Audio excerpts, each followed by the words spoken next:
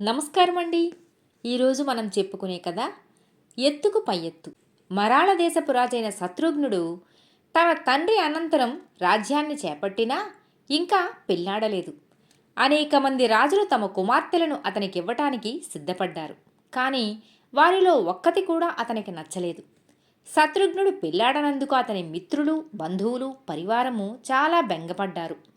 ఇంతలో శత్రుఘ్నుడికి కుంతల రాజకుమార్తె శోభనాంగి సాటిలేని సుందరి అని, ఆమెను పెళ్లాడటానికి అనేక మంది రాజులు పోటీ పడుతున్నారని తెలిసింది. ఈ సంగతి తెలియగానే శత్రుఘ్నుడు 100 మంది యోధులను మాత్రం వెంటబెట్టుకుని కుంతల దేశానికి వెళ్ళాడు.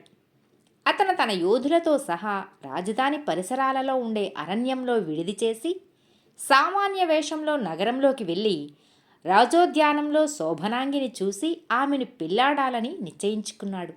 అతను అదను చూసి శోభనాంగిని ఒంటరిగా కలుసుకొని తాను ఫలానా అని చెప్పి తన కోరిక తెలియబరిచాడు.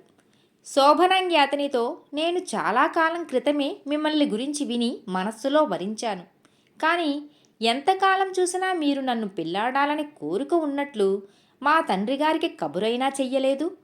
ఈలోగా నన్ను కోరివచ్చిన రాజులందర్నీ నేను నిరాకరిస్తూ వచ్చాను. ఇటీవల మా తండ్రి నాతో విసిగిపోయి నేను ఒప్పుకున్నా ఒప్పుకోకపోయినా మా పొరుగురాజైన బలవర్మకిచ్చి పెళ్లి చేస్తానని నిశ్చయించాడు. బలవర్మ నన్ను పెళ్లాడాలని చాలా పట్టుదలగా ఉన్నాడు. అదీకాక అతను మా సరిహద్దున ఉన్న బలవంతుడు.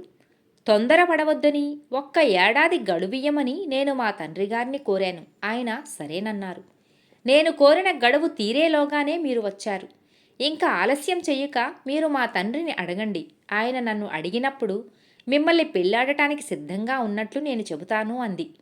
శత్రుఘ్నుడు మర్నాడే సపరివారంగా కుంతలరాజు వద్దకు వెళ్ళి తనకు శోభనాంగిని పెళ్లాడాలని ఉన్నట్లు చెప్పాడు. రాజు శోభనాంగిని పిలిచి అడిగితే ఆమె తన అంగీకారాన్ని తెలియపరిచింది. రాజు నిండు సభలో శత్రుఘ్నుడికి తన కుమార్తెనిచ్చి పెళ్లి చెయ్యబోతున్నట్లు ప్రకటించాడు. దగ్గరలోనే పెళ్లి ముహూర్తం కూడా ఏర్పాటయింది. పెళ్లి జరిగే ముందు విందులు, వినోదాలు వైభవంగా ఏర్పాటయ్యాయి. అందులో శత్రుఘ్నుడి పరివారము, రాజుగారి బంధువులు, నగరంలోని పెద్దలు పాల్గొన్నారు.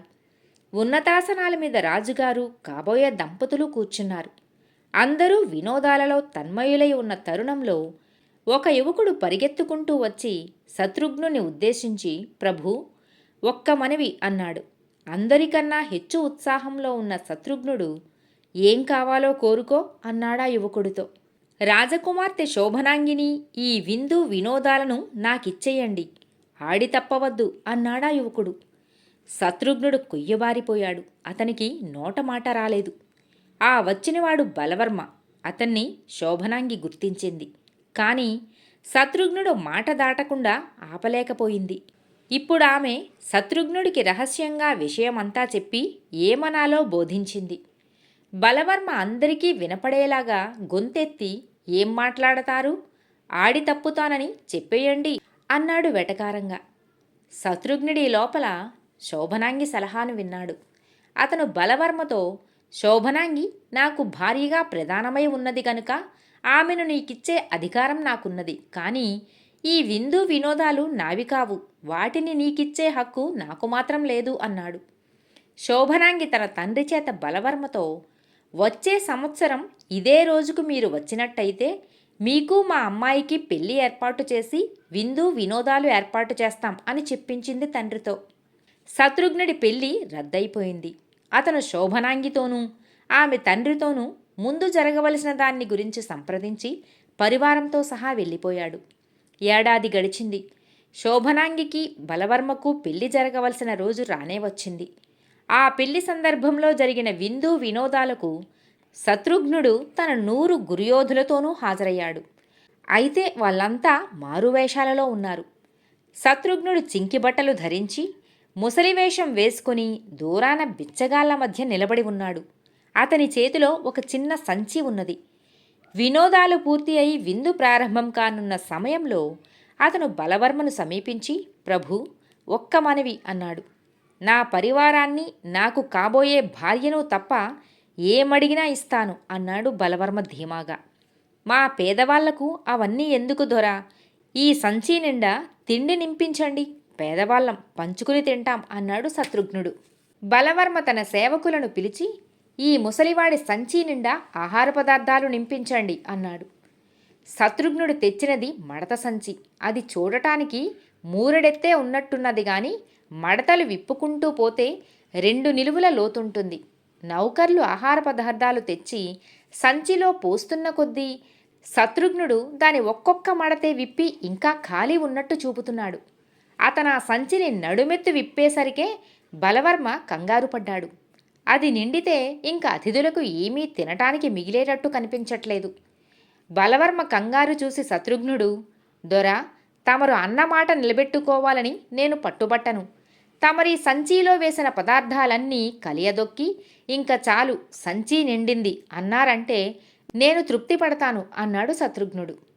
బలవర్మ సంచిలో కాళ్ళు పెట్టి తొక్కుతూ ఇంక చాలు సంచి నిండింది అన్నాడు.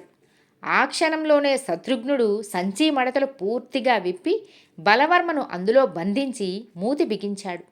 అతను ఈల వేసేసరికి అతని యోధులు చప్పున తమ స్థానాలలో నుంచి లేచి బలవర్మ పరివారాన్నందరినీ బంధించారు. శత్రుఘ్నుడు తన ముసలివేషం విప్పేసి తాను శోభనాంగిని పెళ్లాడటానికి సిద్ధంగా ఉన్నానని ప్రకటించాడు. అతన్ని అడ్డుకునే వారెవ్వరూ లేరు. అప్పుడు వాళ్ళిద్దరి పెళ్లి నిరాటంకంగా జరిగిపోయింది. పెళ్లి కాగానే శత్రుఘ్నుడు బలవర్మను అతని పరివారాన్ని విముక్తులను చేసి పంపేశాడు. తరువాత అవమానం పాలైన బలవర్మ ముఖం కుంతల రాజ్యం ఛాయలలో ఎక్కడా కనిపించలేదు. కథ సమాప్తం. మరో కథ అత్యాశ. ఒక ఊరి చివరన ఉండే చెరువులో ఒక హంస ఉండేది. దానికి బంగారు ఈకలు ఉండేవి. ఆ చెరువు గట్టున గుడిసెలో ఒక పేద కుటుంబం నివసించేది. తినడానికి తిండి కూడా లేక ఆ కుటుంబం ఇబ్బంది పడటం చూసి హంసకు జాలి కలిగింది. వాళ్లకు సాయపడాలనే ఉద్దేశంతో ఒకసారి వాళ్ళ గుడిసెలోకి వెళ్ళి ఒక బంగారు ఈకను రాల్చింది. దాన్ని అమ్మి పిల్లలకు కడుపు నిండా అన్నం పెట్టమని ఆ భార్యాభర్తలకు చెప్పింది. వాళ్ళు అలాగే చేశారు. అప్పటినుంచి హంస రోజూ సాయంత్రం గుడిసెలోకి వెళ్ళి ఒక బంగారు ఈకను రాల్చి వచ్చేది. కొంతకాలానికి పేద కుటుంబం పరిస్థితి కాస్త మెరుగుపడింది. అయితే ఆ కుటుంబంలోని ఇల్లాలికి ఒక భయం పట్టుకుంది.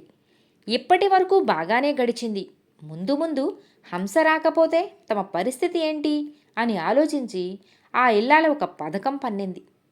మర్నాడు హంస రాగానే దాన్ని గట్టిగా పట్టుకోమని భర్తకు చెప్పి కొన్ని బంగారు ఈకలను పీకేసింది. సాయపడినందుకు కృతజ్ఞత చూపించకపోగా హింసిస్తున్న ఇల్లాలిని చూసి హంసకు ఎక్కడలేని కోపం వచ్చింది. అత్యాశకు పోయి నన్నే చంపాలని చూసిన నీలాంటి వాళ్లకు సాయం చేయాలనుకోవటం నా మూర్ఖత్వం అంటూ రాలిన బంగారు ఈకలను మామూలు ఈకల్లా మార్చేసి అక్కడి నుంచి హంస ఎగిరిపోయింది. అలా ఆ ఇల్లాలి అత్యాశ వల్ల అసలుకే మోసం వచ్చింది. కథ సమాప్తం. మిత్రులారా, మరో కథతో మళ్ళీ కలుద్దాం.